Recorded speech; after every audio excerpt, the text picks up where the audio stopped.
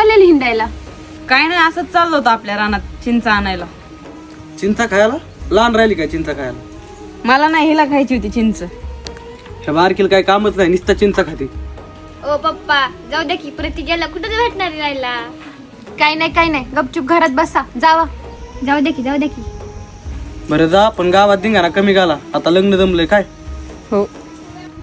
ए धन्यवाद हा पप्पा, धन्यवाद. काय पुरी आगावेस. ओय तन्मय, ए तन्या,